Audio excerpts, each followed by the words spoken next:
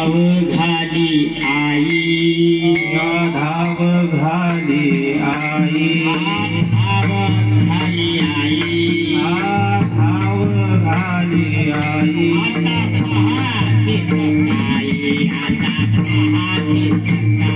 आता पहाती सकाळी आता पाहती सकाळी आता पाहती सकाळी आता पाहती सकाळी धाव घाली आई धाव घाली आई धाव घाली आई आता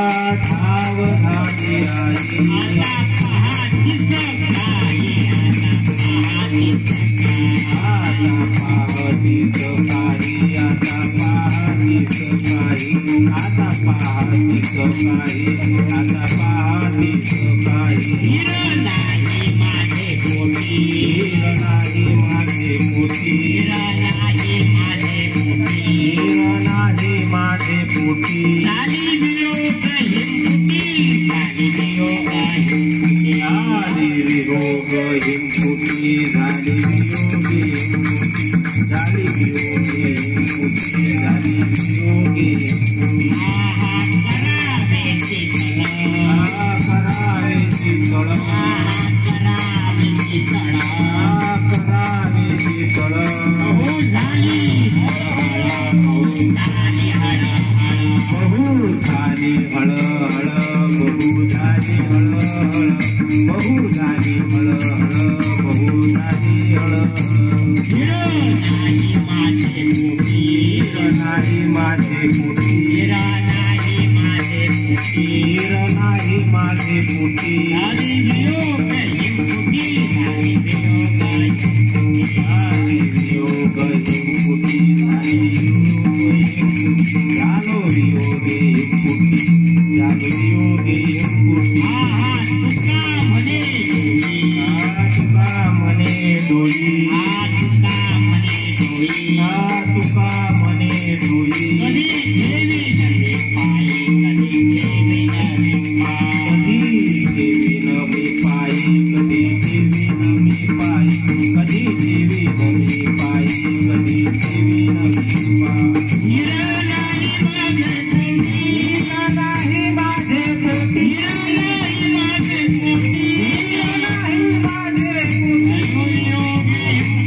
नाही माझे हिमपुटी झालो वियोगे हिमपुटी झालो वियोगे हिमपुटी झालो वियोगे हिमपुटी वियोगे हिमपुटी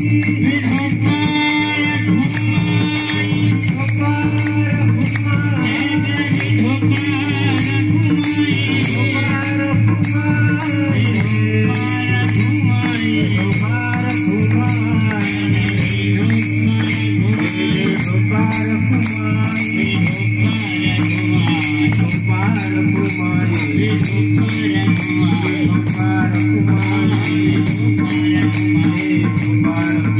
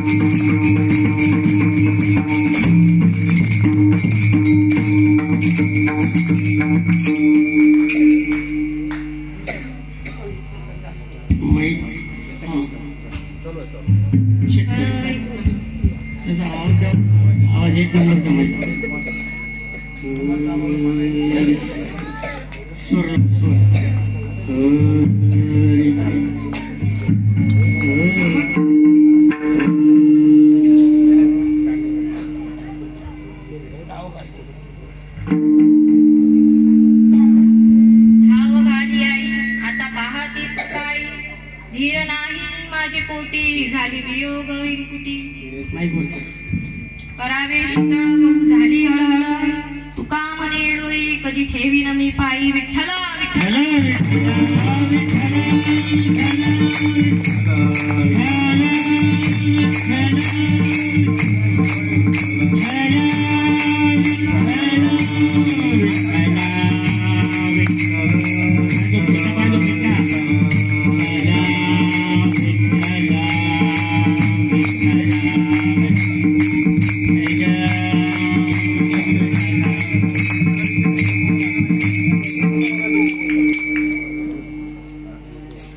महायोगपीठे तटे भीमरथ्यां वरं पुण्डरीकाय दातु मुनिन्दे समागत्य तिष्ठं तमानन्दकन्दं परब्रह्मलिङ्गं भजे पाण्डुरङ्गं पाण्डुरङ्गाकरो प्रथमान्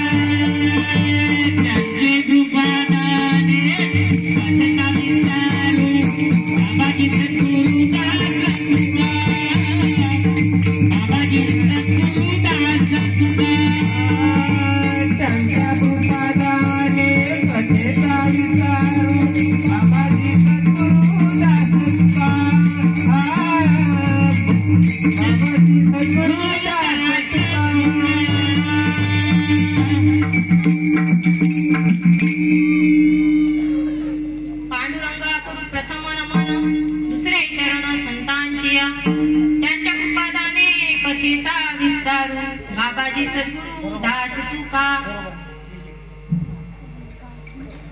ओम नमो ज्ञानेश्वरा कृपा दयाळा तुमचा अंतरातलो पावन झालो चरांचरी जयांचे केलिया स्मरण होय सकळ विद्येचे अधिकरण तेची वंदू श्री चरण श्री सद्गुरूंचे ते नमस्कार निहता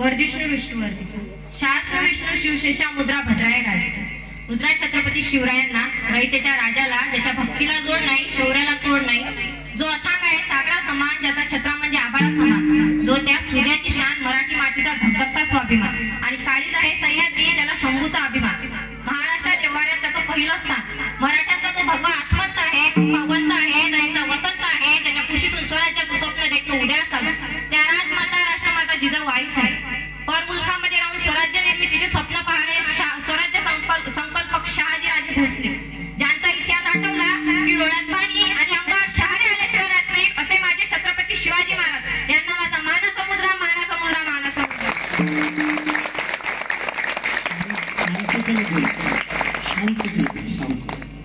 छत्रपती शिवाजी महाराज छत्रपती शिवाजी महाराज नेमके होते तरी कोण नेमकं केलं तरी काय तर छत्रपती शिवाजी महाराज म्हणजे आज तुमच्या डोक्यावरती जो पदर आहे महिला मंडळ तो कोणाच्यामुळे तर फक्त राजांमुळे आज पुरुष मंडळ तुमच्या डोक्यावरती टोपी आहे ती कोणामुळे तर फक्त राजांमुळे महिला मंडळ तुमच्या कपाळावरती जो कुकाचा टिळा आहे तो कोणामुळे तर फक्त आणि फक्त राजांमुळे आणि पुरुष मंडळ तुमच्या ज्या मिशा दिसत आहेत ना त्या कोणामुळे तर फक्त राजांमुळेच आणि एवढंच नाही तर मी या नारदाच्या गादीवर उभी आहे ते कोणामुळे तर फक्त आणि फक्त छत्रपती शिवाजी महाराजांमुळे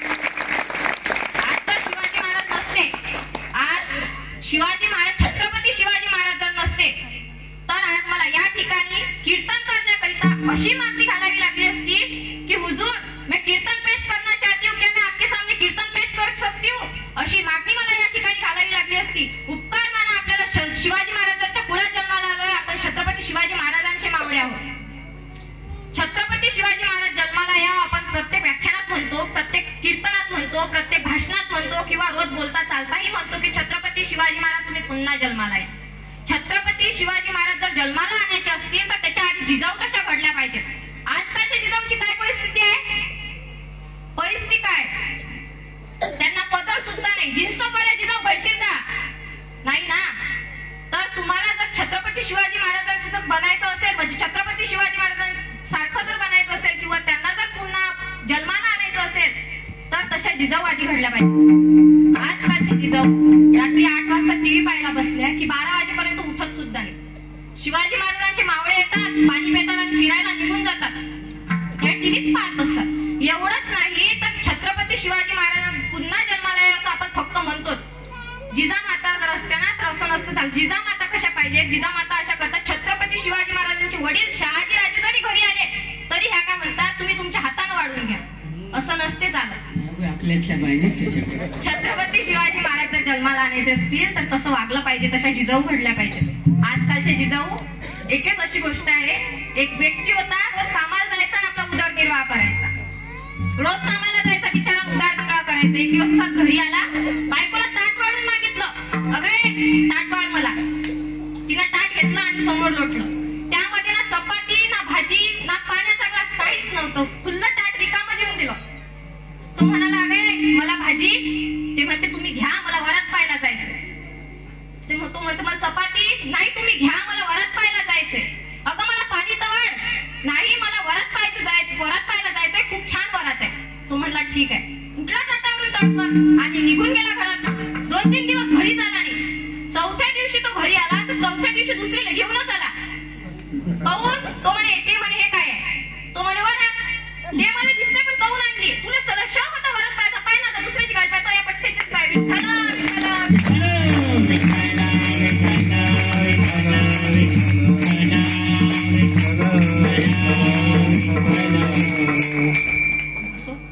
प्रस्तुत प्राप्त प्रसंगी, प्राप्त स्थळी, प्राप्त वेळी कीर्तन रूपी सेवेकरता निवडलेला अभंग हा अखिल गुरुनालय, रुक्मिणी प्राण संजीवन, जगधारक पंढरीचे परमात्मा, ज्ञानियांचे राजे, साधिकांचे मायबाप, कैवल्य साम्राज्य तेजोनिधीवस्त असणारे अलंकापूर निवासी माझे ज्ञानोद्धार आहे. जे श्रीमंतही आहेत, शांतही आहेत आणि जे शांतही आहेत, श्रीमंतही आहेत आणि संतही आहेत, अशा तिन्ही पदव्याच्या महात्म्याला अगदी शोभून दिसतात असे पैठण निवासी माझे नाथ महाराज. ज्यांच्या कीर्तनामध्ये जगाच्या मालकाने नाचावं एवढा ज्याचा अधिकार होता ते माझे नामदेव राय. एवढंच नाही तर वारकरी संप्रदायाच्या झाडाला लागलेलं गोंडस सफळ असे माझे तुकोबा रायांचा फार चरणाचा नसून अवघ्या 4 चरणाचा अभंग आज सेवेकरता निवडलेला आहे.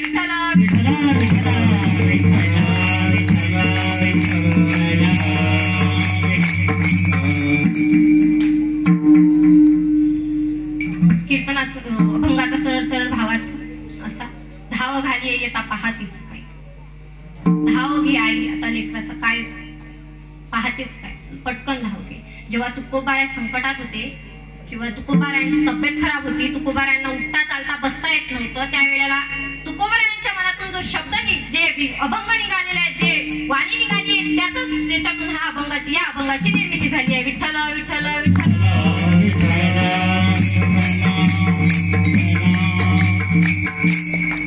असो, कीर्तनाकडे वळण्यापूर्वी अल्पसा पर्याय द्यायचा, तो म्हणजे असा.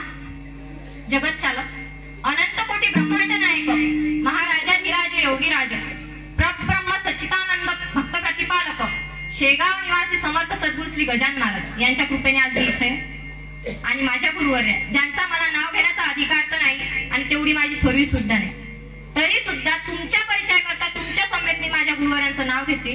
माझ्या गुरुवर्या हरिभक्त पारायण साध्वी सोनाली करते. तसेच माझे आद्य गुरुवर्य, ज्यांच्यामुळे खऱ्या अर्थाने मी या ठिकाणी उभी आहे असे असणारे माझे विदर्भ गायन कोकिळा हरिभक्त पारायण गजानन महाराज,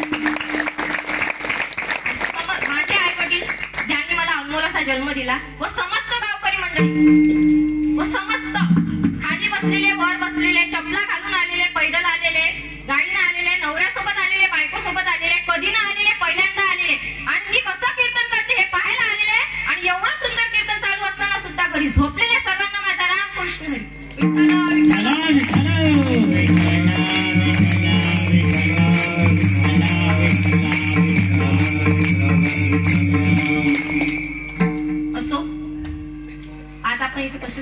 केलं तर आज नवरात्र उत्सव. नवरात्र उत्सव म्हटलं की आपण नवरात्र कसा साजरा करतो तर ऐका. आवाज द्या, एक नंबर नाही. आवाज द्या, आवाज द्या. कसा साजरा करतो तर ऐका. रामाची बोला ना. रामाची नवमी, रामाची कृष्णाची अष्टमी, तुकोऱ्यांची बीज, एकनाथांची षष्टी, ज्ञानोबायांचा समाधी संजीवन सोहळा आणि महादेवाची महाशिवरात्री, देवीची नवरात्र, तुमचे आमचे पित्र. विठ्ठल विठ्ठल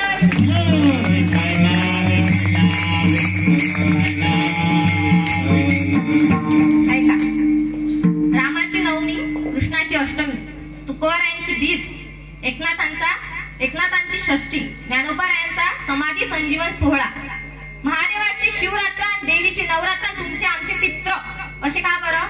आपण काय म्हणतो? आम्ही दोन आणि आमचे दोन, आम्ही दोन आणि आमचे दोन. आमचा होतोय चौकोन, चौकोनातले जातात तर उरलेल्यांना आधार कोण? अशी गंभीर परिस्थिती आपली आहे. असो आपला तो विषय नाही. आपण इथं जमलेलो आहोत ते नवरात्र निमित्त. नवरात्र उत्सव वर्षभरात 4 नवरात्र येतात. किती येतात? 4. आपण किती साजरा करतो? कोणता साजरा करतो? हाच एक नवरात्र. ऐका, वर्षभरात 4 नवरात्र येतात. पहिला नवरात्र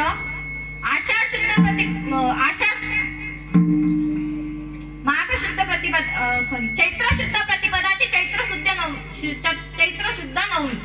त्याच्यानंतर जी पौर्णिमा येते त्याला चैत्री पौर्णिमा असं म्हणतात. त्याच्यानंतर जो नवरात्र येते त्याला आषाढ शुद्ध प्रतिपदा ते आषाढ शुद्ध नवमी.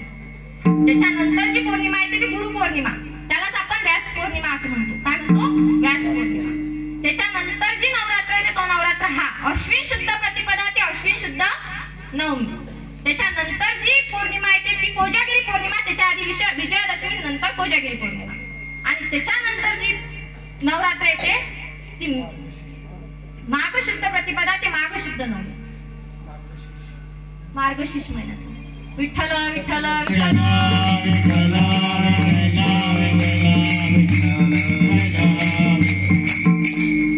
असो आपण हा सण साजरा करतो. आज नवरात्र म्हटल्यावर उपवास असतील ना? आहेत ना? उपवास आहेत का सर्वांना? आहेत.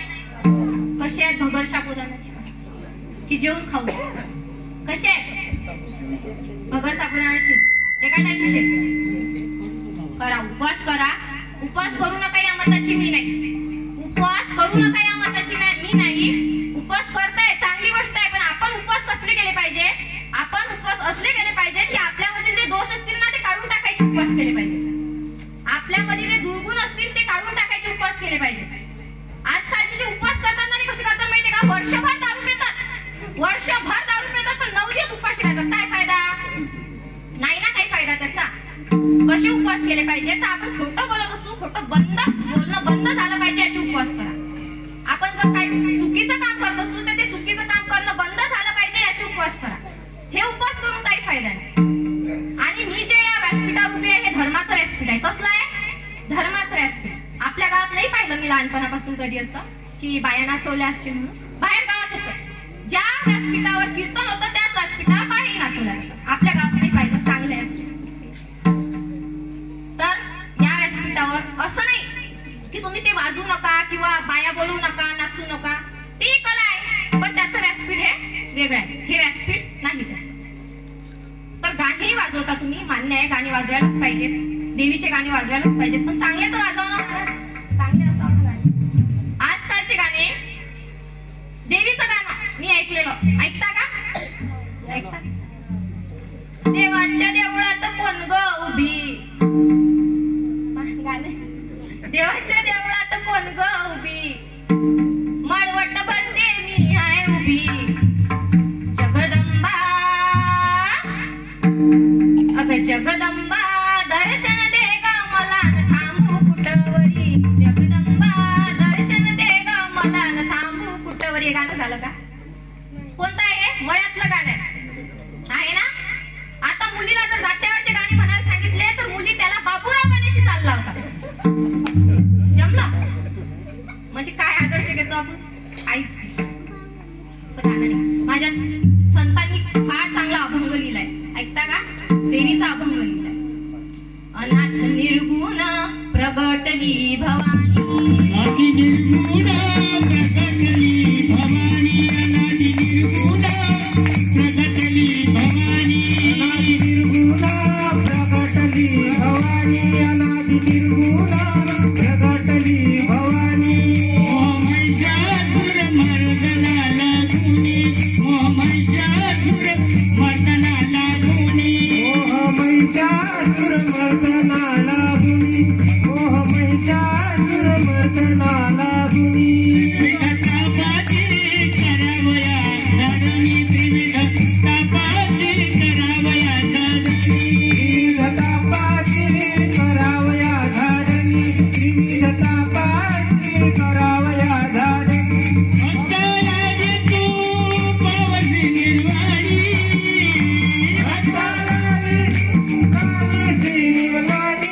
ऐका दोघावा दोघावा दोघावा मागे न, ऐका दोघावा दोघावा दोघावा मागे न, ऐका दोघावा दोघावा दोघावा मागे न, ऐका दोघावा दोघावा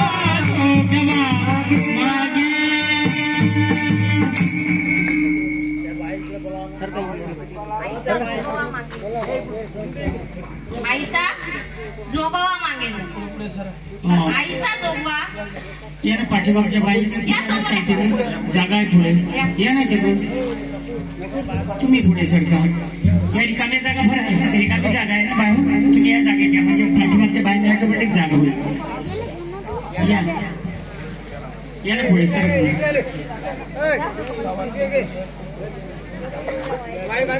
सरका ना पुढे, बाहेर सरका पुढे सरका.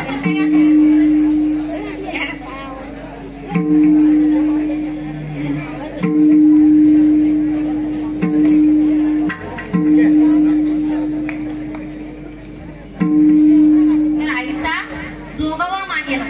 बरं शांतता ठेवा. आईचा जोगवा मागेल म्हटल्यावर आईचा पहिला जोगा कोणी घातला? कोणी घातला? आईचा पहिला जोगा कोणी घातला? आम्हाला माहित असलं तुम्हाला कशाला सांगितलं असतं कीर्तन करायला. बरोबर आहे. आईचा जोगवा हा पहिला ब्रह्मदेवाचा दुसरा पुत्र दक्ष याने घातला. कोणी घातला? ब्रह्मदेवाचा दुसरा पुत्र दक्ष, ज्याची ब्रह्मदेवाच्या अंगठ्यापासून निर्मिती झाली होती, त्याने घातला. कसा? तर ऐका. सर्वात आधी अस्तित्वात आलेली व्यक्ती म्हणजे स्त्री म्हणजे किंवा देवता म्हणजे आदिशक्ती जगदंबा माता, जिच्यासाठी आज इथं कीर्तन चालू आहे, ज्यांच्या निमित्त इथं कीर्तन चालू आहे, त्या सर्वात आधी अस्तित्वात आल्या. त्यांच्या मनात विचार आला की सृष्टी निर्माण करायची. आता सृष्टी निर्माण करायची म्हटल्यावर त्यांना एकट्यांना जमलं होतं का? जमत होतं, त्या देवताच होत्या. पण त्यांनी 3 अवतार कार्य निर्माण केले. किती? 3.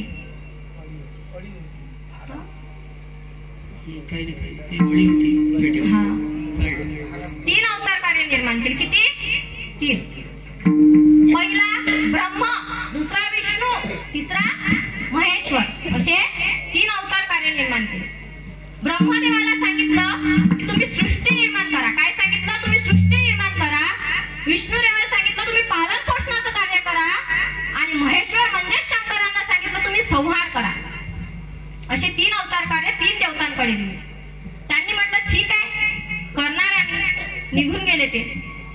नंतर ब्रह्मदेव विचार करतात की आपल्याला सृष्टी निर्माण करायचं कार्य दिलेलं आहे, पण ती करायची तरी कशी? त्याच्यासाठी शक्ती पाहिजे. काय पाहिजे? शक्ती पाहिजे. मग ती निर्माण करायची म्हटल्यानंतर ब्रह्मदेव डोकं खाजून बसले की आता करायची नेमकी कशी? तर ब्रह्मदेव आदिशक्ती जगदंबा मातेकडे गेले आणि म्हणाले की तुम्ही मला सृष्टी निर्माण करायचं कार्य दिलंय, ते बरोबर आहे, मी करणार सुद्धा, पण माझ्याकडे तेवढी शक्ती नाही ना. आता कसं करू? तेव्हा आदिशक्ती जगदंबा माता म्हणाल्या तुम्ही काळजी नका करू, तुम्ही काळजी नका करू, मी तुम्हाला माझी शक्ती देते. त्यांनी जी जगदंबा आदिशक्तीने जी शक्ती ब्रह्मदेवाला दिलेली आहे तिचंच नाव सरस्वती असं आहे. म्हणजे त्याच ब्रह्मदेवाच्या पत्नी आहे. सरस्वती अशी ब्रह्मदेवाला दिली. म्हणजेच ती विद्येची ज्ञानाची देवता ही ब्रह्मदेवाला आदिशक्ती मातेने दिली. नंतर राहिले कोण? विष्णुदेव. विष्णुदेवांनी त्यांच्याही मनात विचार आला की आपण करायचं, पण करायचं नेमकं कसं? तर त्यांच्याही मनात विचारानंतर तेही आदिशक्ती जगदंबा मातेकडे गेले. तिथं गेल्यानंतर त्यांना म्हणाले, तुम्ही मला पालन पोषणाचं काम दिलं. आता लेकरू वागवणं साधं आहे का? आहे का? तुम्हाला अनुभव आहे, सांगायची गरज आहे का? आहे का? लेकरू वागवणं म्हटलं म्हणजे किंवा बाळ वागवणं, मूलबाळ वागवणं साधं नाही का? तर ते वागवायचं म्हटलं की त्याचा खर्च पाहिजे, त्याचं आंघोळ करणं पाहिजे, त्याला जेवण पाहिजे, त्याला शाळेत जाणं पाहिजे, त्याचं दवाखाना वगैरे सर्व गोष्टी पैशातच आहेत ना, आहेत ना.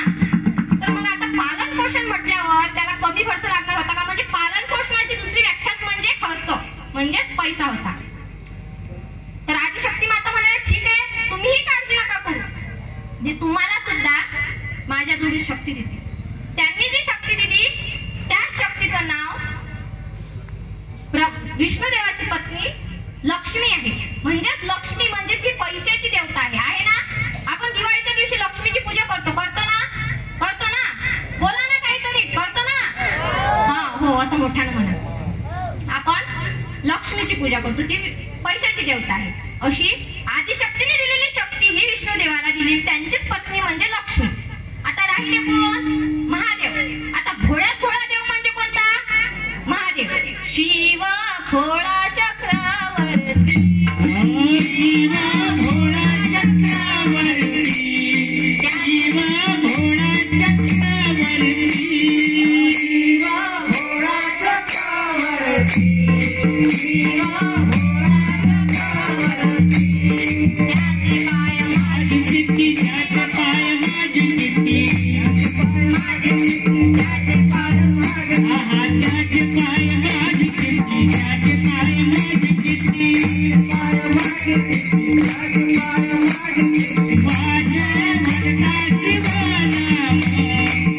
माझे भगताची बना, माझे भगताची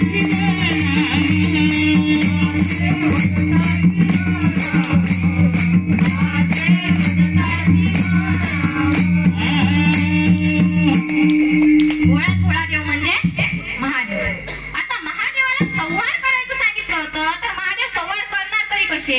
भोळा माणूस विनाकारण कोणाला त्रास देईल का? देईल का? कोणाचं विनाकारण कोणाच्या खोड्या काढेल का? कुचित पट्टे असतात, काट्टे असतात, ते खोड्या काढतात. पण भोळा महादेव होता.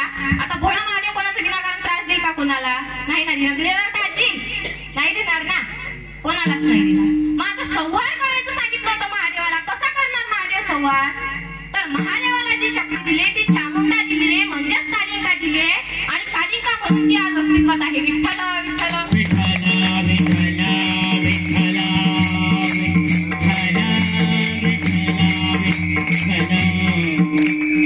कालिका म्हणून तीच अस्तित्वात आहे. अशा देवीनी आदिशक्ती मातेनी ह्या देवांना दिलेल्या शक्ती आहेत, आणि एवढी सुंदर सृष्टी आपल्याला त्यांच्यामुळे पाहायला भेटते. हे जीव जंतू आपण सर्व देवाने दिलेला आहे ना. तर देवाला ती शक्ती दिली, पण माणसाला कोणती शक्ती दिली? आदिशक्तीनी कोणती शक्ती दिली? तर आपल्याला देह दिलेला आहे, हा देवाने दिलेला आहे. कोणी दिलेला आहे? देवाने दिलेला आहे. पण याच्यामध्ये शक्ती ही आदिशक्तीने दिलेली आहे. आपल्याला देह दिला, पण वाटचाल करण्याची, हालचाल करण्याची जी शक्ती आहे ती आदिशक्तीने दिली आहे. कशी? तर आपल्याला कान देवाने दिले, डोळे देवाने दिले, वाणी देवाने दिली, आणि डोकंही देवाने दिलं, सर्व शरीर नर देह देवाने दिला. पण त्याच्यामध्ये जी शक्ती आहे ती आदिशक्तीने दिली. नाहीतर आपल्याला कान असून सुद्धा आपण आज बहिरा असं म्हटलं गेलो असतो ना. जर त्याच्यामध्ये शक्तीच नसती तर आपण आज बहिरा म्हटलं गेलो असतो. वाणीमध्ये जर का शक्तीच नसती तर आपण मुकाम असं म्हटलं गेलो असतो. डोळ्यामध्ये जर शक्ती नसती तर आपण आंधळा असं म्हटलं गेलो असतो. तसंच जसं आदिशक्तीने देवाला शक्ती दिलाय तसंच आपल्यालाही शक्ती दिलाय. विठ्ठल विठ्ठल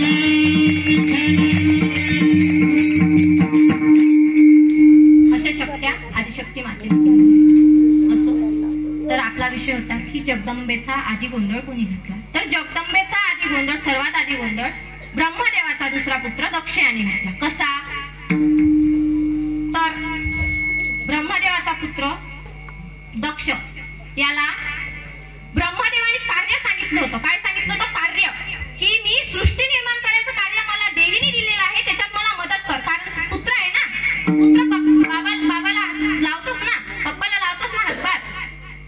त्यांनी त्यांच्या पुत्राला सांगितलं की मला सृष्टी निर्माण करण्याकरिता सहाय्य कर, मदत कर. तर तो म्हणाला ठीक आहे, करतो ना. नंतर मी तू जेव्हा माझं सृष्टी निर्माण करण्यात मदत करशील तेव्हा मी तुझं लग्न लावून देईन. आता लग्न लावून देईन म्हटल्यावर काही विशेष न करायला काय. आता आजकालच्या पोरेली जरी म्हटलं तुझं लग्न देतो लावून, तू हे करतो, करतेस ना, करतेस. कोणतं हरिक असते लग्नाचं. आता असं जे गोष्ट आहे माहिती का, 3 मैत्रिणी होत्या. किती होत्या? 3 मैत्रिणी होत्या. दोघी हमेशा पास व्हायच्या, नेहमी पास व्हायच्या, आणि एक नापास व्हायची. ती नापास व्हायची. मग ह्या दोघी गेल्या तिसरीच्या घरी. जी नापास होत होती की नाही तिच्या घरी गेल्या. त्यातली एक टॉपर होती. गेल्या तिच्या घरी. तिची आई म्हणते सांग बिचारी, हे पोरगी नापासच होते, आता हिचं करू तरी काय, तुम्ही दोघी कशा का पास होता, हे कोण नापास होते. आम्ही म्हटलं जाऊ द्या टाकू, ते अभ्यास जरा हे करते, असा करते तसा करते. आम्ही म्हटलं आमचीच मैत्रीण होती ना, आम्ही सांभाळून घेतलं. त्यांनी म्हटलं नाही, आता यावेळेस जर हे नापास झाली तिचं लग्नच देतो. तिची आई का म्हणे, यावेळेस जर नापास झाली तिचं लग्नच देतो. ते ऐकलं. तिच्या दुसऱ्या सोबतची नाव ती शायनी नाही, तिनं ऐकलं बरं. ते टॉपर होती, तिनं ऐकलं. आणि तिथून निघून, म्हणजे त्या मैत्रिणी तिथून निघून आल्या. एक हिच्या घरी गेली, ते तिच्या घरी गेली, हे हिच्या घरी. बर पेपर आले, पेपर दिले. प्रथम सत्र होतं. प्रथम सत्रात तिची आई बोलली होती ते पास झाली, दुसरी होती तेही पास झाली, पण तेव्हा ती शायनी होती की ते नापास झाली. ते टॉपर होते तरीही नापास झाले. काहून नापास झाली? काहून नापास झाली? तर कसं ते घरी गेली. घरी गेल्यानंतर तिच्या पप्पा म्हणते का पप्पा मी नापास झाली, तुम्ही मला काहून काहीच नाही म्हटलं. ते म्हणतात बाई काय म्हणायला पाहिजे होतं. पप्पा मी मा मैत्रिणीच्या घरी गेलती, तिथं गेलती तर तिची आई म्हणे यावेळेस जर तू नापास झाली तर तुला लग्नात देतो.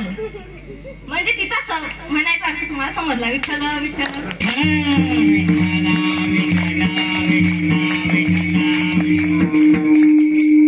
तर असा विषय लग्न लावून द्यायचं म्हटलं की कोणीही करतेच.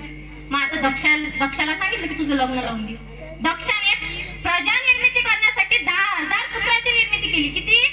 10,000 पुत्रांची निर्मिती केली. व त्यांना सांगितलंय तुम्ही नारायण सरोवराकडे जा, तिथं तप करा. तुमचं तप समाप्त झाल्यानंतर मी तुमचंही लग्न लावून देईन. आपल्याला माहित होतं आपलं लग्न लावून द्यायचं म्हटल्यावर आपण हर्षितच झालो ना, हर्षवादच झालता ना आपल्याला. मग हे तर आपलेच पुत्र आहेत. म्हणजे त्यांनी निर्माण केले होते, त्याला पुत्र नव्हते, त्यांना निर्माण केले होते. 10,000 पुत्र त्यांनी निर्माण केले. त्यांना सांगितलं तुम्ही नारायण सरोवराकडे जा आणि तप करा. गेले ते 10,000 पुत्र गेले. त्यांनी तप केला आणि तिथून परत येत असताना त्यांना मधात शेंडीवाले बाबा दिसले. कोण दिसले? आता शेंडीवाले बाबा कोण नारद मुनी दिसले. कोण दिसले? नारद. आता नारद म्हणतात त्यांना कुठं चाललात? ते म्हणतात आम्ही घराकडे चाललो. कोणत्या घराकडे? दक्ष महिलाकडे. कशाला? आमच्या वडिलांनी आम्हाला तप करायचं सांगितलं होतं, आम्ही घरी चाललोय, ते आमचं लग्न लावून दे. लग्न लावून देते? काय पडलेलं आहे संसारात? नारद मुनी म्हणाले काय पडलेलं आहे संसारात? संसारात तीळ मात्र सुद्धा सुख नाही. हा संसार दुःख आणि भानगडीने भरलेलाच आहे. आहे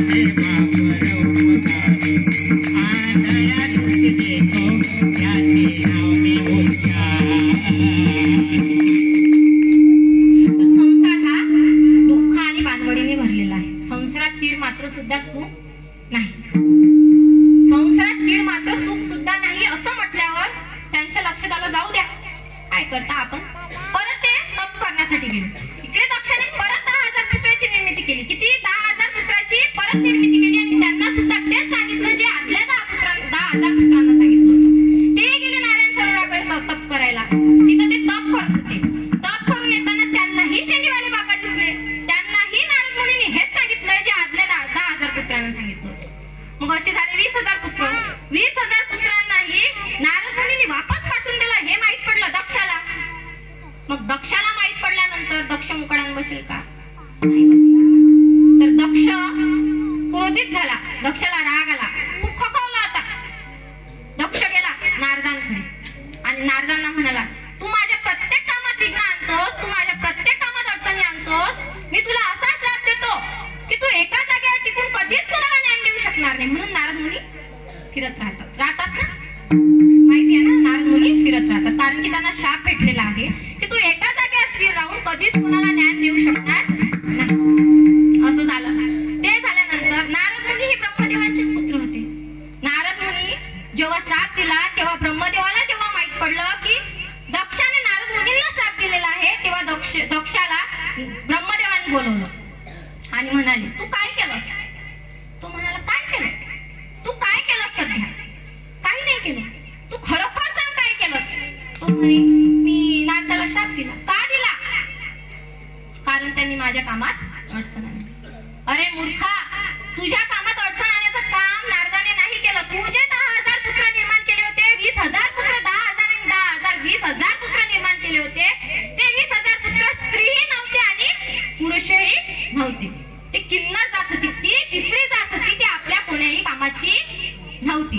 त्यांनी जे केलं, नारद मुनींनी जे केलं ते अगदी बरोबरच केलं. की नंतर ब्रह्मदेवाला दक्ष म्हणाला, माफी करा, मला चुकलं माझं, मला माहिती नव्हतं.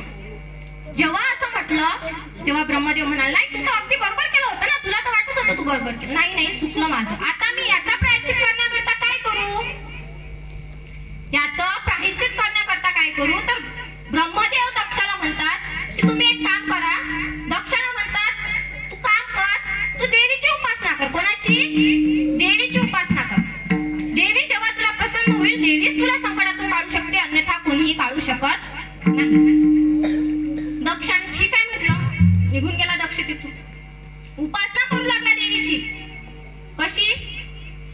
आई भवानी तुझ्या कृपेने तारसी भक्ताला, आई भवानी तुझ्या कृपेने तारसी भक्ताला, अगाध महिमा तुझी माऊली वारी संकटाला, अगाध महिमा तुझी माऊली वारी संकटाला, आई कृपा करी माझ्यावरी जागावी तो रातसारी, आई कृपा करी माझ्यावरी जागावी तो रातसारी.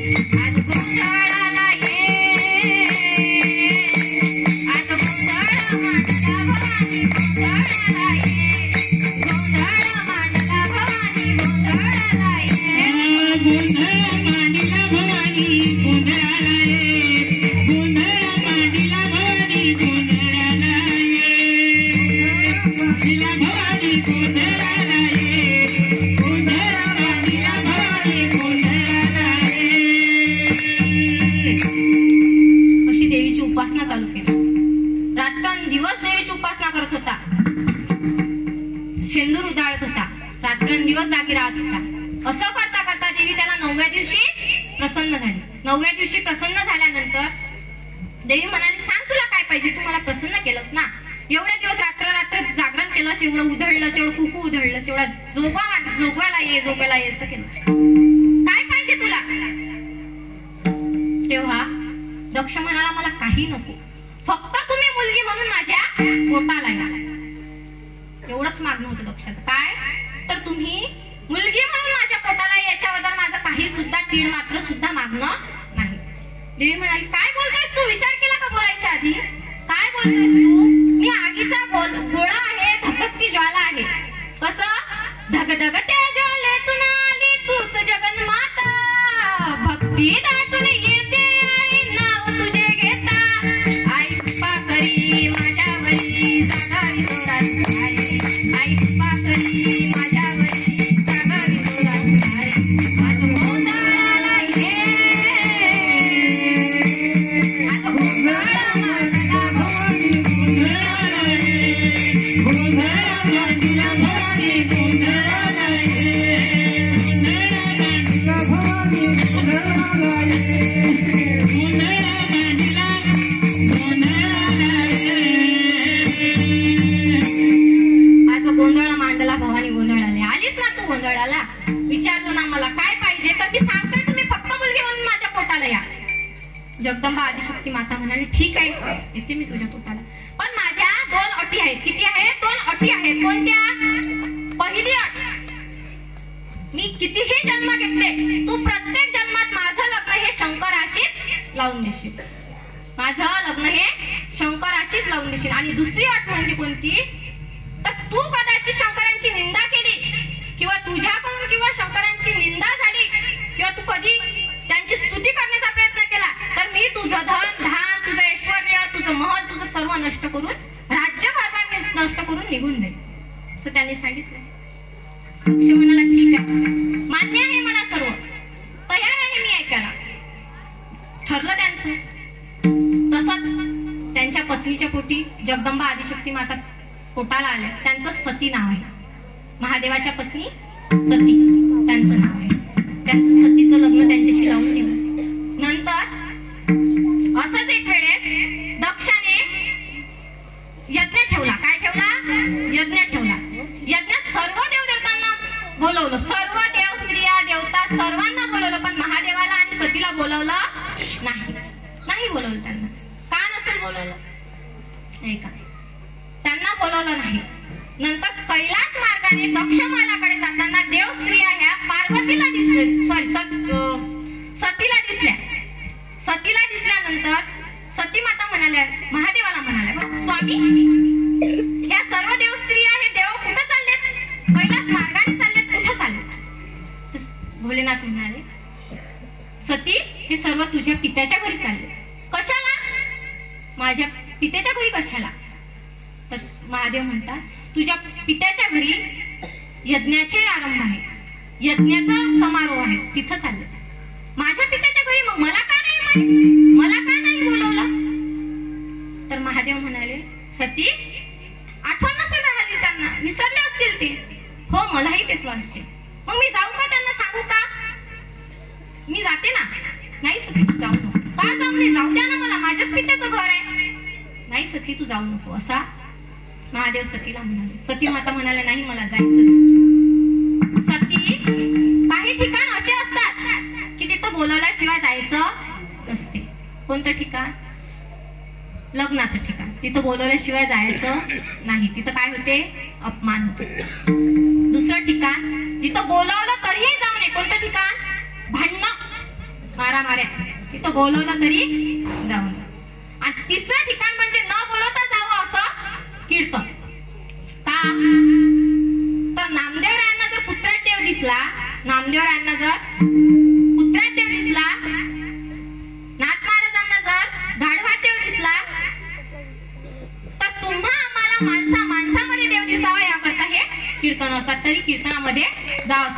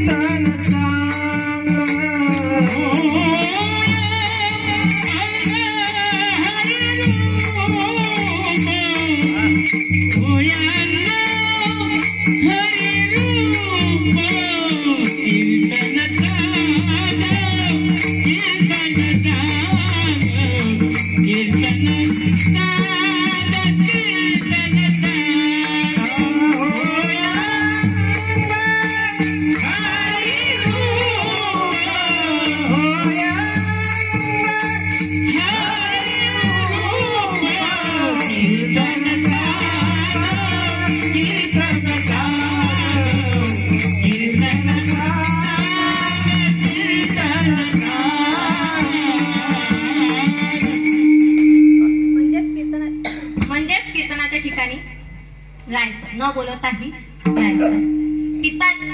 मित्राच्या घरी मित्राने गुरुच्या घरी शिष्याने आणि पिताच्या घरी पुत्राने न बोलवता जाऊ शकतो. सती माता म्हणतात मी तेच तर म्हणतेय मग माझ्या पित्याचंच घर आहे मला जाऊ द्या ना. काय म्हणल्या? माझ्या पित्याचंच घर आहे मला जाऊ द्या. भोलेनाथ म्हणतात नाही सती तू जाऊ नको.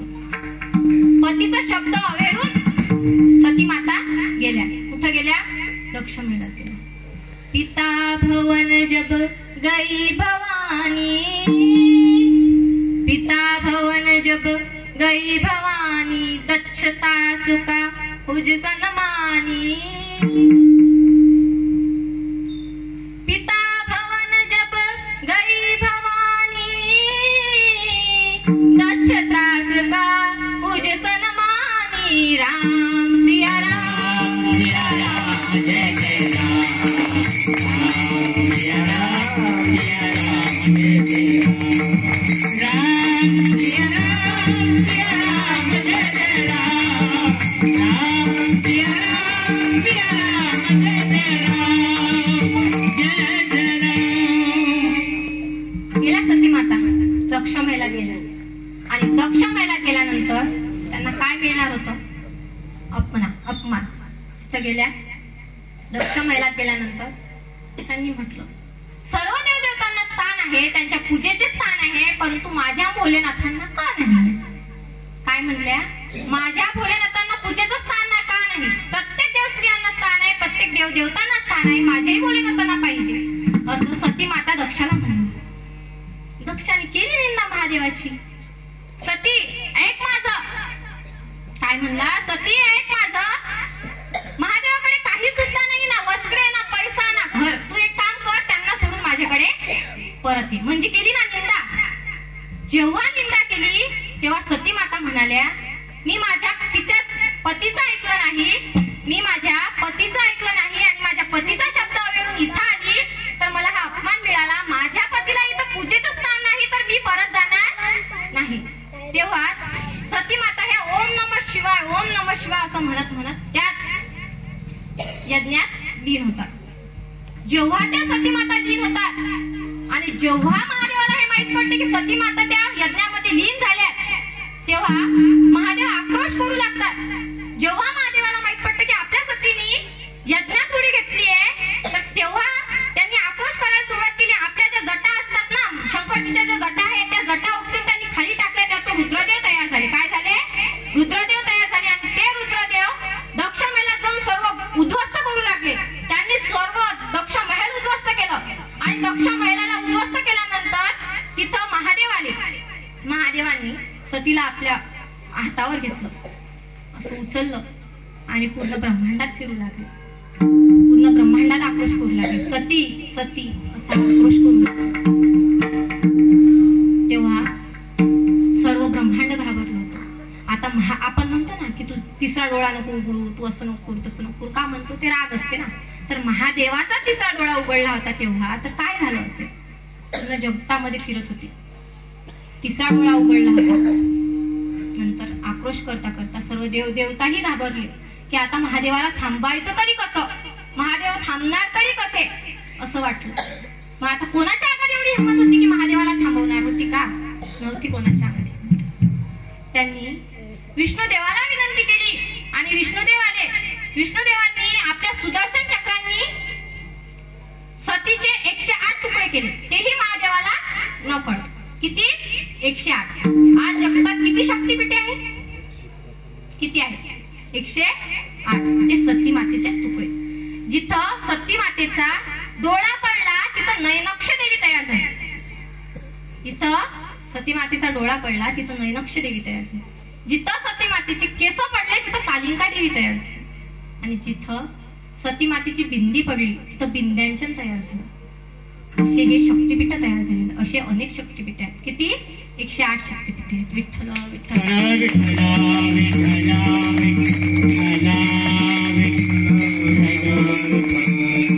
108 शक्तिपीठ आज अस्तित्वात आहेत. तर हा घातला, कोणी घातला गोंधळ होता? हा पहिला दक्षाने, ब्रह्मदेवाचा दुसरा पुत्र दक्षाने घातलेला गोंधळ होता. तर आता गोंधळ तर घातला. आता ते झाल्यानंतर हा देवाने घातला गोंधळ, पण संतांनी कोणता गोंधळ घातला? आम्ही गोंधळी गोंधळी आम्ही विठूचे गोंधळी, गोंधळी गोंधळी आम्ही आंबेचे गोंधळी, गोंधळी गोंधळी आम्ही विठूचे गोंधळी, गोंधळी गोंधळी आम्ही आंबेचे गोंधळी. तुमच्या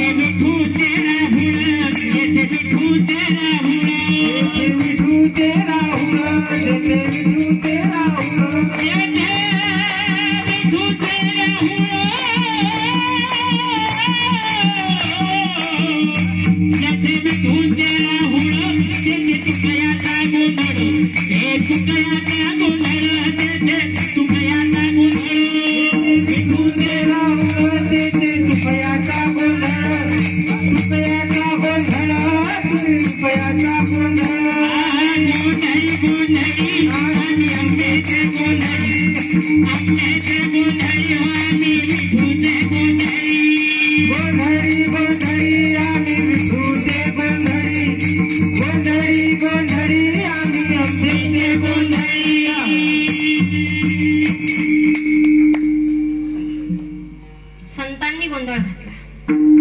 आम्ही गोंधळ तुकोबाराय म्हणतात, संतांनी गोंधळ घातला. काय तर आई तुम्ही माझ्या हाकेला धावल्या, आकेला धावण्या असा संतांनी गोंधळ घातलेला आहे. आणि तसाच गोंधळ माझ्या एकनाथ महाराजांनी सुद्धा घातलेला आहे. कसा? एकनाथ महाराजांनी अनादि निर्गुण निर्गुण प्रकटली भवानी, निर्गुण प्रकटली भवानी. मोह महिषासुर मर्दनाला मुनी, विविध तापाची करावया दादनी.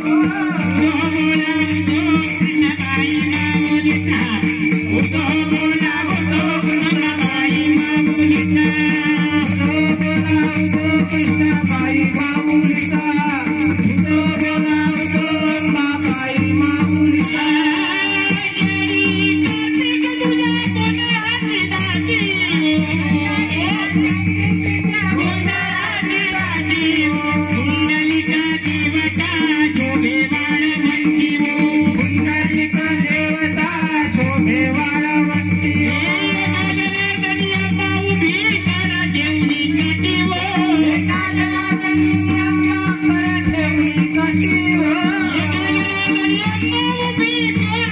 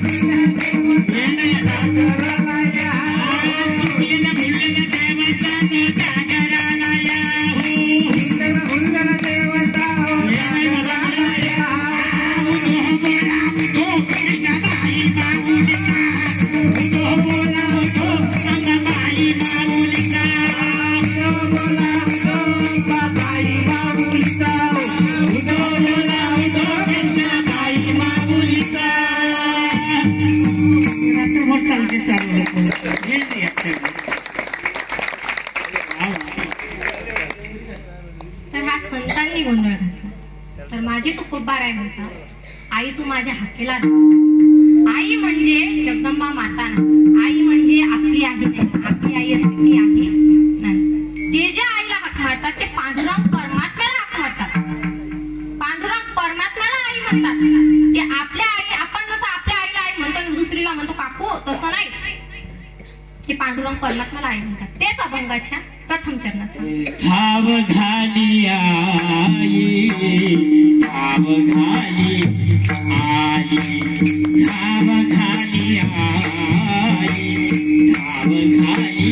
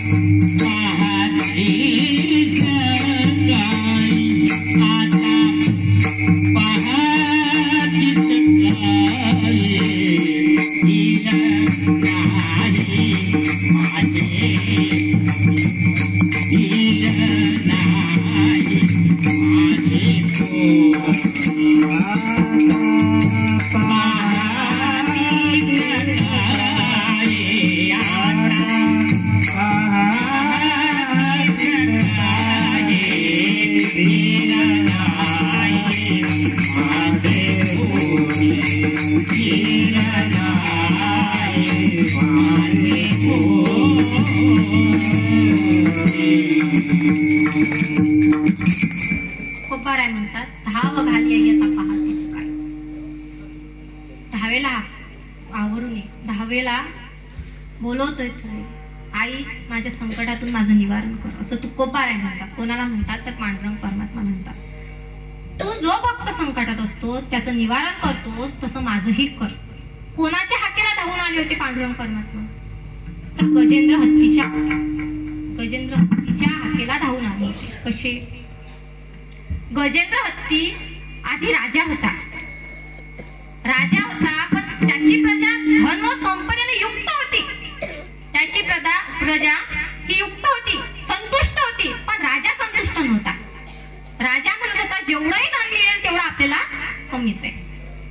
राजा त्याच्यासाठी तप करत होता. जंगलात जायचा आणि तप करायचा. तप करायला गेल्यानंतर एक दिवस तो तप करायला गेला. कशासाठी? धन मिळायसाठी तप करायला गेला. तिथं ऋषीमुनी आले. ते आल्यानंतर ऋषीमुनी आल्यानंतर आपण आता महाराज आले तर आपण उठून उभं राहतो ना. मोठे संत किंवा कोणी आलं तर आपण उठून उभं राहतो. मग आता राजाच्या पुढे ऋषीमुनी म्हटल्यावर मोठेच ना, त्याने उठून उभं राहायचं होतं ना. तर ऋषीमुनी म्हणाले मी आलो तरी हा उठून उभा नाही राहिला. मी आलो तरी हा उठून उभा नाही राहिला. मी तुला असा श्राप देतो की तू पुढच्या वर्षी हत्ती म्हणून जन्माला येशील. काय येशील? हत्ती म्हणून जन्माला येशील. त्या श्रापाने तो राजा पुढच्या जन्मी गजेंद्र हत्ती म्हणून जन्माला आला होता. गजेंद्र हत्ती म्हणून जन्माला आला. तो हत्ती त्याच्या हत्तीनी सोबत जंगलात राहत होता. खूप हत्ती होते त्यांच्यासोबत तो जंगलात राहत होता. एक दिवस त्याच्या मनात आलं की आपण आंघोळ करायला. आता हत्तीला आंघोळ करायची असते. चित्त गारा दिसला तिथं लोळले. त्याच्या मनात विचार आला की आपण आता आंघोळ करायचं. तो आंघोळ करायला गेला. पाण्यामध्ये गेला. आंघोळ झाली आणि आंघोळ झाल्यानंतर तो जेव्हा बाहेर येत होता तेव्हा त्याचा पाय मगराने पकडला. तिथं त्याचा पाय मगराने जेव्हा पकडला तेव्हा त्याने सर्वांना हाका मारल्या. जसं आपण संकटात असतो ना तेव्हा कोणी धावून येत असते. सुखाच्या ठिकाणी सर्वच येतात. तो मित्र असो, शत्रू असो किंवा भाऊबंद असो, भाऊ असो, बहीण असो, कोणीही असो, संकटाच्या वेळेला कोणीही साथ देत नाही. त्याने प्रत्येकाला हाका मारल्या. हत्तीने हाका मारल्या, प्रत्येकाला हाका मारल्या. जंगलामध्ये पक्षींना हाका मारल्या, पण कोणी सुद्धा धावून आलं नाही. तेव्हा त्या गजेंद्र हत्तीनं भगवान पांडुरंग परमात्म्याला हाक मारली. आणि आपण असं वरच्यावर करतो विठ्ठल विठ्ठल विठ्ठल असं नाही. त्याने अंतःकरणापासून हाक मारली. जेव्हा त्याने अंतःकरणापासून हाक मारली तेव्हा पांडुरंग परमात्मा होईल जो कोणी ब्रह्मांडाच्या होईल जो कोणी ब्रह्मांडाच्या आपण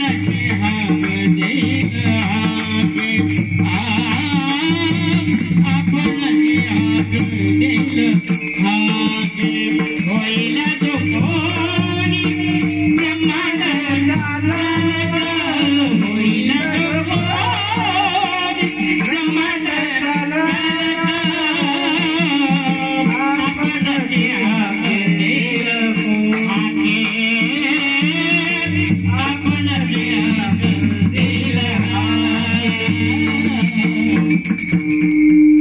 तेव्हा गजेंद्र हत्तीने अंतःकरणापासून पांडुरंग परमात्म्याला हाक मारली. जशी हाक मारली तसे विष्णुदेव त्यांच्या मदतीकरता आले होते. गरुडावर बैसूनी माझा कैवारी आला.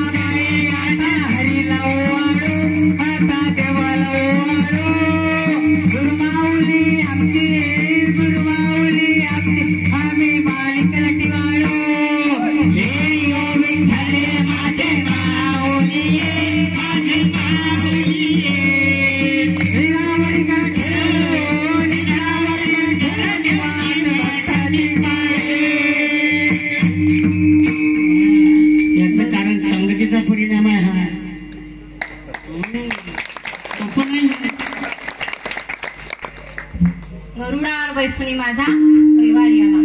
गरुडावर बैसून विष्णुदेव आले होते आणि विष्णुदेवांनी त्यांना सुटका दिली होती. कशातून? मगराने जो पाय पकडला होता त्याच्यातून. असं त्यांनी त्यांची मदत केली होती. तसंच तुकाराम महाराज म्हणतात की माझ्याही हाकेला धावून या. मी हाक मारतोय, माझी तब्येत खराब आहे, मी आजारी आहे, मला उठता चालता बसता येत नाही, तुम्हीही माझ्या हाकेला धावून या. जसं तुम्ही भक्तांचं निवारण करता तसं माझंही करा. असं भगवान पांडुरंग परमात्म्याला तुकोबाराय म्हणतात. तर आई तुकोबारायांनी आई हे भगवान पंढरीच्या परमात्म्याला म्हटलंय. तसंच आणखी कोण आई म्हणतो तर ऐका, जनाबाई म्हणतात. कोण जनाबाई? तर मराठवाड्यातील गंगाखेड गावी राहणाऱ्या जनाबाई ह्या पांडुरंग परमात्म्याला आई म्हणतात. कसं तर ऐका, जनाबाई एक दिवस आपल्या आई वडिलांसोबत ह्या मंदिरात गेल्या होत्या, पंढरपूरला गेल्या होत्या. तिथं गेल्यानंतर त्यांनी जेव्हा पांडुरंग परमात्म्याच्या पायावर मस्तक ठेवलं, चरणावर मस्तक ठेवलं, तेव्हा त्या म्हणतात की मला काहीच नकोय, फक्त माझं मन तुझ्यातच गुंतू दे, अन्यथा कुठेही लागू देऊ नको. असं जनाबाई पांडुरंग परमात्म्याला म्हणाले. त्यांनी असं म्हटलं. त्यांनी असं म्हणता क्षणीच त्यांची आई आहे व त्यांची आई त्यांना म्हणाली, चल जने, घरी जायचंय. त्यांनी एकही उत्तर दिलं नाही. त्या म्हणल्या नाही, म्हणजे त्या मनातच म्हणत होत्या नाही मला इथं जायचं. नंतर त्यांचे वडील आले. वडील म्हणाले, जना चाल घरी, उशीर होतोय आपल्याला. त्या काहीच बोलल्या नाही. जेव्हा त्यांची रागारागात आली आणि म्हणाली, त्यांना राग आला होता आईला. आता मुलीला म्हणून किती म्हणणार, म्हणतो ना आपण, म्हणतोच मुलीला म्हणून किती राग आला त्यांना. त्या म्हणाला, जने चल, तुझं लग्न करून द्यायचंय, तुला सासरी जायचंय, चल पटकन. तेव्हा जनाबाई म्हणाल्या, सासरे माहेर मज नाही कोणी, दोन्ही एक केले दोन्ही मिळवणी. असं उत्तर जनाबाईंनी त्यांच्या आईला दिलं. तेव्हा जनाबाईच्या आई वडील निघून गेले तिथून आणि म्हणाले, आता तू कायमची इथं पडलेली राहा, कायमची तू देवाकडे पडलेली राहा. तेव्हा जनाबाई तिथंच राहिल्या. जनाबाई दिवसभर नामचिंतन करत होत्या, देवाचं नाम स्मरण करत होत्या. संध्याकाळ झाली. संध्याकाळ झाल्यानंतर रात्रही झाली. जेव्हा रात्र झाली तेव्हा पुजारी सर्व दरवाजे बंद करून निघून चालले होते. तेव्हा एकच दरवाजा उघडा होता ज्याच्यामध्ये जनाबाई बसलेल्या होत्या. तिथे एकच दरवाजा उघडा होता. पुजाऱ्यांनी थांबले. ते थांबून कुठवर थांबणार. आता ते म्हणाले, जनाबाई तुम्ही एक काम करा, तुम्ही पायरीवर बसा, आम्हाला घरी जायचंय दरवाजे लावून. त्यांनी काही सुद्धा तोंडातून शब्द काढला आणि त्या उठून पायरीवर येऊन बसून राहिल्या. त्यांनी दरवाजे लावून घेतले. जेव्हा त्या पायरीवर येऊन बसल्या तेव्हा तिकडून नामदेवराय जात. नामदेवरायांनी त्यांना पाहिलं. नामदेवराय म्हणाले, चला माझ्या घरी. जेव्हा जनाबाई नामदेवरायांसोबत त्यांच्या घरी जातात, नामदेवरायांच्या घरी एकूण 14 माणसे होती. आपल्या घरात एकूण 4. त्यांच्या घरात एकूण नामदेवाचे घरी हरी 14 जण मराठी हरी 14 जण मराठी हरी नामदेवाचे घरी 14 जण मराठी हरी 14 जण मराठी हरी 14 जण मराठी हरी. जेव्हा जनाबाई त्यांच्या घरी गेल्या, त्यांच्या घरी एकूण 14 माणसे होती. त्या रोज 14 माणसांचा स्वयंपाक, धुणं, भांडे सर्वच करायचे. आजकालच्या बाई घरात नाही करणं जिवार येते की येते ना. तू घेतोय हातानं, मी सांगितलं बघायचीस, नवरा आला की त्याला मध्ये घेणं तुझ्या हाताने मी खाल्ली, अशी बाईची परिस्थिती. पण जनाबाई जेव्हा नामदेवरायांच्या घरी राहत होत्या त्यांना म्हणाल, तेव्हा त्या 14 माणसांचं धुणं, 14 माणसांचं भांडे, 14 माणसांचं सर्व काम करत होत्या. दळणही दळत होत्या. जेव्हा जनाबाई दळण दळायच्या तेव्हा जनाबाई त्यांची वेळ होती पहाटे 3:30 ते 4ची वेळ. कोणती? 3:30 ते 4ची वेळ. आता आपण दळण दळायला बसतो. आजकालच्या मुलींना दळण दळणं तरी माहिती का? जातं माहिती का? जातं नाही माहिती. मलाच नव्हतं माहिती. कोणती मोठी मलाच नव्हतं माहिती. तर जातं दळायच्या, तर जातं दळताना म्हणजे दळण दळताना त्यांची वेळ होती पहाटे 3:30 ते 4ची वेळ. आणि काकड्याची वेळ कोणती?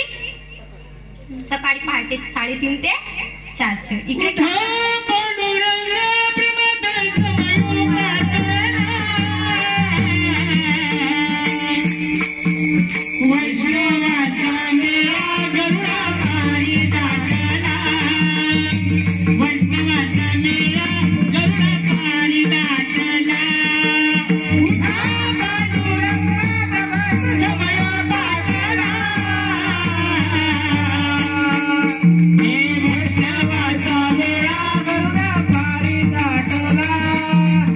वैष्णवांचा बेडा वल्ला पायी गाठला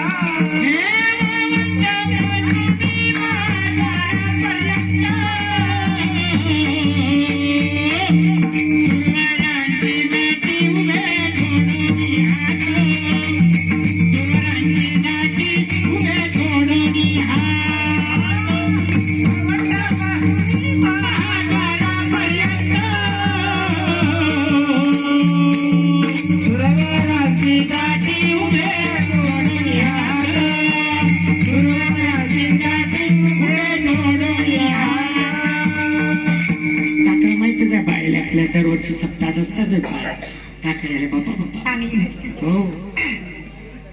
तर जनाबाईची पहाटे 3:30 ते 4:00, काकड्याची पहाटे 3:30 ते 4:00. आणि काकड्याला कोण असतं महाराज? कोण असतात? सर्व 70 MS 70 MS 75 MS 80 तरुण नसतात. कोण असते? MS 70 MS 75 MS 80 याच्या पुढचे नेत राहतात. पण एवढे असतात ना. तर इकडे काकळा चालायचा, इकडे जनाबाईचं दळण चालायचं. मग जेव्हा काकळा चालायचा तेव्हा सर्व जुने वारकरी म्हटल्यावर आता कडक होते नियमाची. टाळ चुकला की हाण, टाळ चुकला की हाण. त्याच्यामुळे खरं कारण हे आहे, नवीन वारकरी बनायचं किंवा नवीन मुलं या वारकरी संख्या द्यायचं हे खरं कारण की टाळ चुकला की मार, टाळ चुकली की मार, होय माग असं कारण जुने वारकरी यांचे पक्के होते. मग मुलं काय म्हणतात? हा टाळ ही मार चाललो म्हणून नवीन वारकरी तयार होत नसतात. जुने वारकरी काकडा चालू त्यांचा, उठा पांडुरंगा प्रभात समयो पातल असा काकडा चालू त्यांचा. मग जेव्हा काकडा चालू असायचा तेव्हा त्यातला एक जण म्हणाला, आपण ज्याच्यासाठी काकडा करतोय ते जागं का झोपलं हे पाहायला पाहिजे. ते जागं का झोपलं हे पाहायला पाहिजे. कावड आडुनी पाहता ती जग जेठी, कवाड आडुनी पाहता ती जग जेठी. जेव्हा त्यांनी कावड आडुनी पाहिलं, दरवाजा उघडून पाहिला तेव्हा परमात्माच नाही. पांडुरंग परमात्माच नव्हते. कुठं गेले असते? तर ते जनाबाईला दळून लागायला जात होते. कुठे जात होते? जनाबाईला. जेव्हा वारकऱ्यांनी पाहिलं की जनाबाईला, जेव्हा वारकऱ्यांनी पाहिलं की पांडुरंग परमात्माच नाही, ज्याच्यासाठी काकडा करतोय तोच नाही तर मग काकडा करतोय, मग पाहायला लागले. अख्खं पंढरपूर डोळ्यात दिसत नव्हतं. कारण आता MS 75 मधल्या डोळ्यात दिसणार आहे का? डोळ्यात दिसत नव्हतं. तरी बॅटरी का लावलं बाहेर, बॅटरी का लावलं, इकडे जाऊ दे तिकडे, पूर्ण पंढरपूर पायाखाली घातलं पण त्यांना दिसले नाही. पांडुरंग परमात्मा दिसले नाही. ते म्हणले आता तरी काय करायचं? आखरी ते म्हणाले आता गोपाळपूरला जाऊन पाहू. कुठे पाहू? गोपाळपूरला. तिथं जनाबाईची झोपडी आहे, तिथं जाऊन पाहू. निघाली वारकऱ्यांची दिंडी जनाबाईच्या झोपडीत. तिथं गेले. तिथं गेल्यानंतर हा देव जनाबाईला दळण दळू लागत होता. काय करू लागत होता? दळण. हे आले. दात नव्हते बरं, दात नव्हते पण तरी डाळा गिळल्या खात्या, कटर कटर कटर कटर आले. तिथं दात पण नव्हतेच. आले. म्हणाले का रे देवा, आमचे मुलं येऊ देतील म्हणून त्यांच्या तोंडात पांघरून टाकून येतो आणि तू इथे येऊन जनाबाईला दळण दळू लागतो. आमच्या वयाचा तरी विचार कर, आमच्या वयाचा तरी हिशोब ठेव. असं कोण म्हणाला? वारकरी पांडुरंग परमात्म्याला म्हणाले. तो म्हणाला हो बाबा चुकलं माझं, चल विटेवर उभा राहा. वारकऱ्यांची ताकद आहे, तुम्ही भक्ती करा, देव तुमच्या म्हटलेलं ऐकेल. वारकऱ्यांची ताकद होती. वारकरी म्हणाले चल मुकड्याला विटेवर. देव निघाले. चुकलं वारकरी बाबा माझं, निघाले देव. चल विटेवर उभा राहा तू उभा, परत जाऊ नकोस. देव म्हणाले प्रयत्न करतो. म्हणजे जनाबाईचं गाणं एवढं सुंदर होतं की पांडुरंग परमात्मा हा वीट सोडून तिथं जायचा. म्हणजे वारकरी म्हणाले की तुम्ही उद्या जाऊ नका. देव का म्हणाले? प्रयत्न करतो. कसं? सुंदर माझे जाते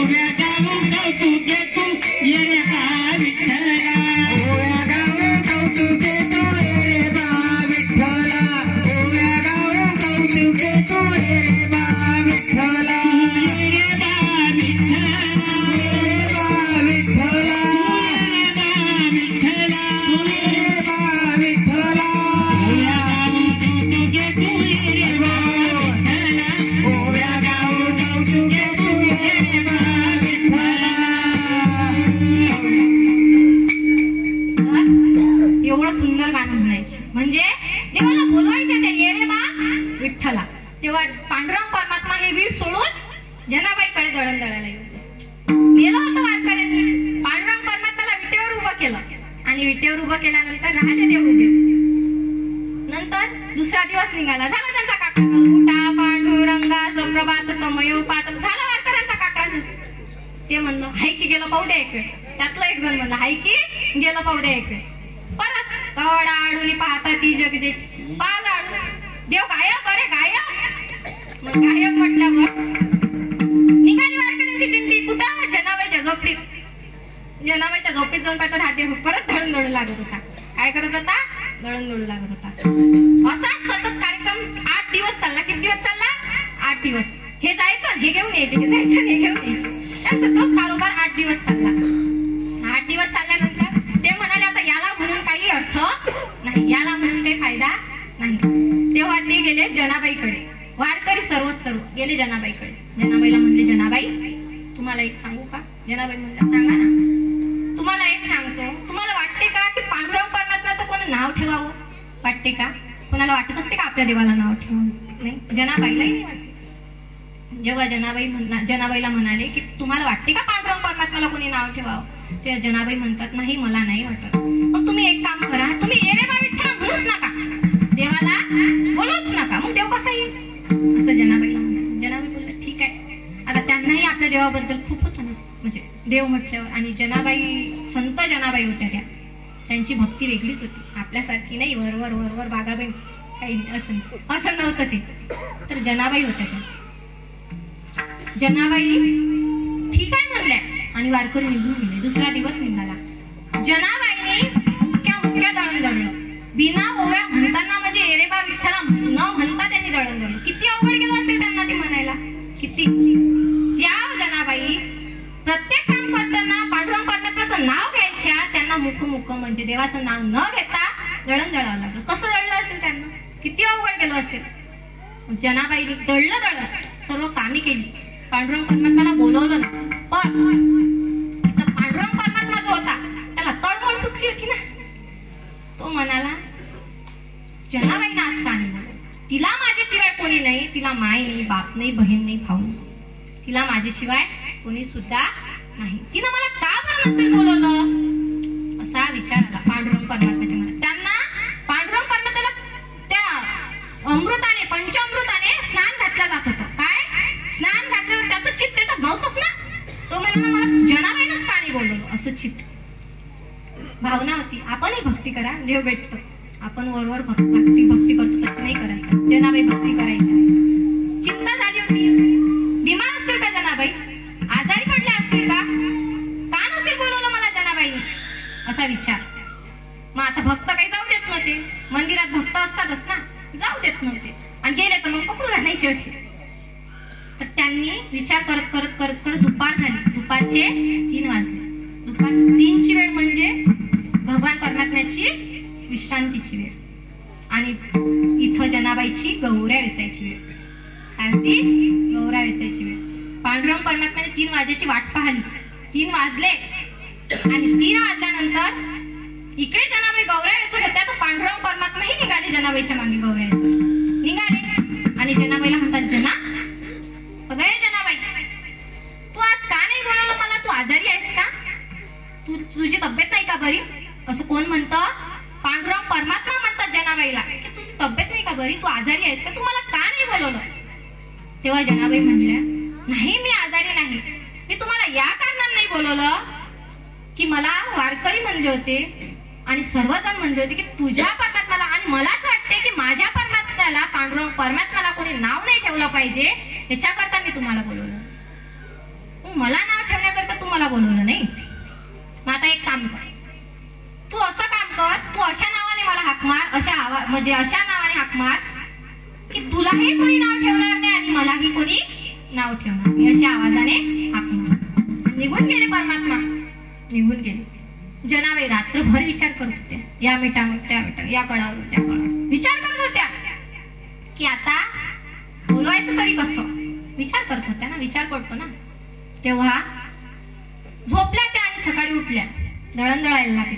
इकडे काकडाचं दळण दळताना त्यांच्या सहजच मुखातून सुटलं काय, ए ग विठाई माझे पंढरीचे आई, ए ग विठाबाई माझे पंढरीची आई, ए ग विठाबाई माझी पंढरीची आई, विठाबाई माझी पंढरीची आई, पंढरीची आई माझी पंढरीची आई. हिमानी चंद्रभागा तुझ्या चरणीची गंगा, चंद्रभागा तुझ्या चरणीची गंगा,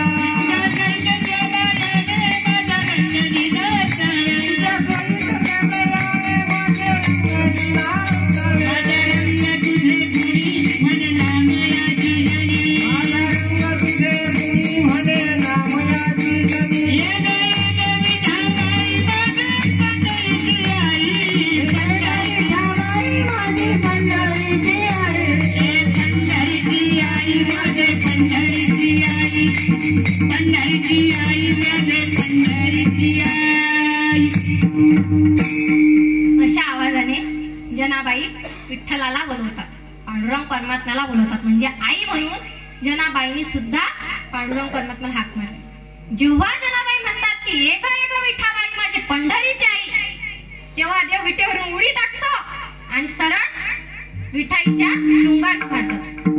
तो शृंगारगृहात जातो. एवढा मोठा जगाचा मालक तो संत जनाबाईसाठी आपल्या विठाईच्या कक्षात जातो आणि तिथं तयारी करू लागतो.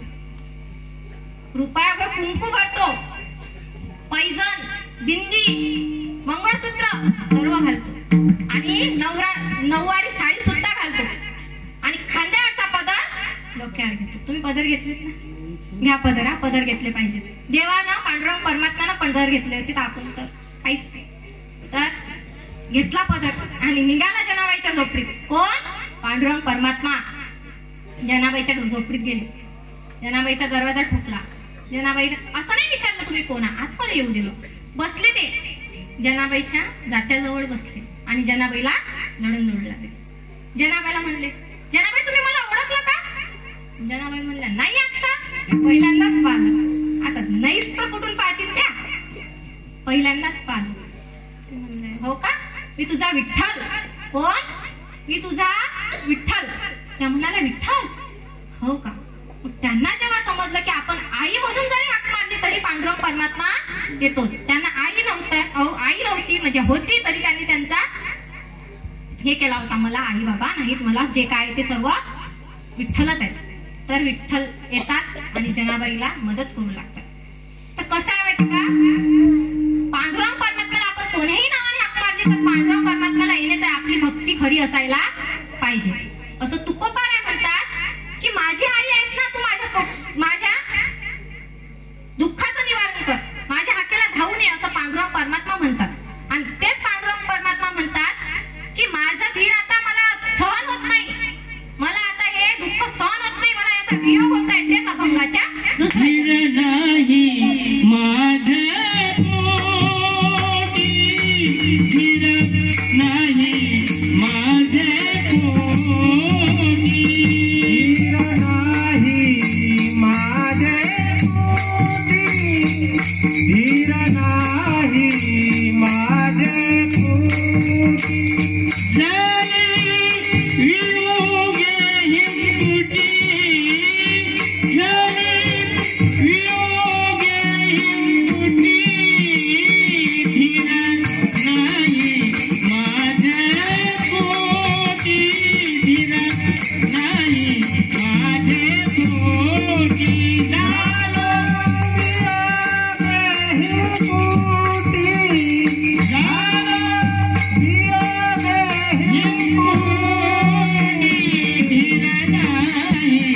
माझे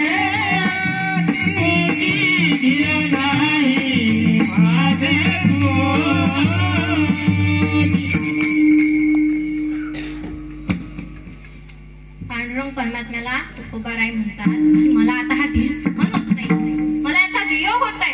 वियोग म्हणजे वियोग कोणाला घडला तर वियोग हा दशरथ राजाला घडला. दशरथ राजाला कसा घडला तर दशरथ राजाला असा घडला की की जो श्रावण बाळ होता ना, श्रावण बाळ आपल्या आई वडिलांना कावडीने न्यायचा.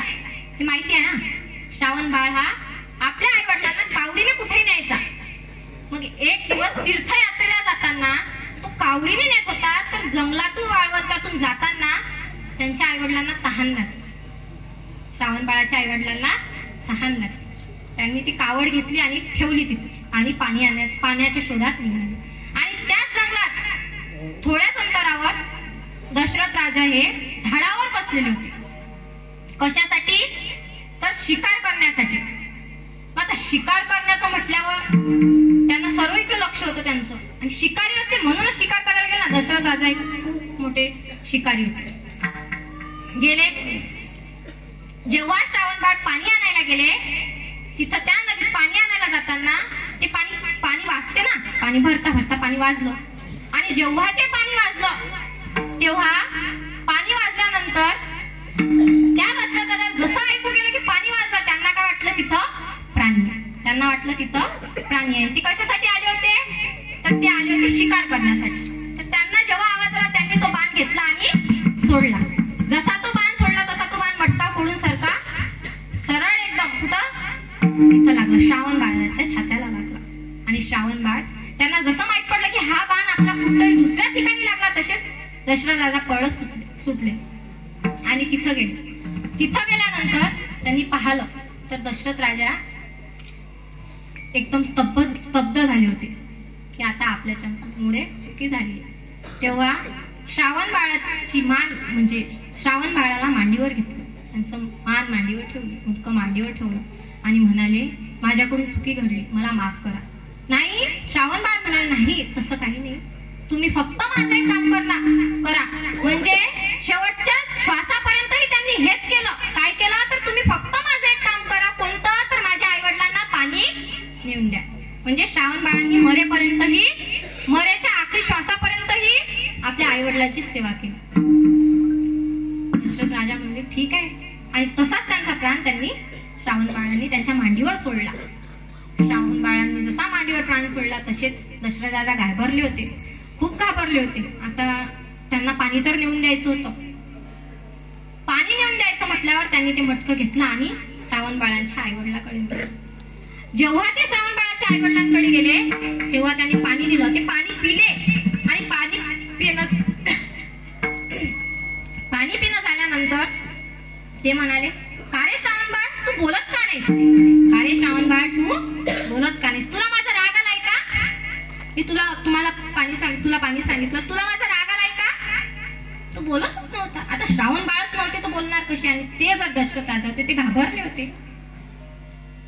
तर ते म्हणाले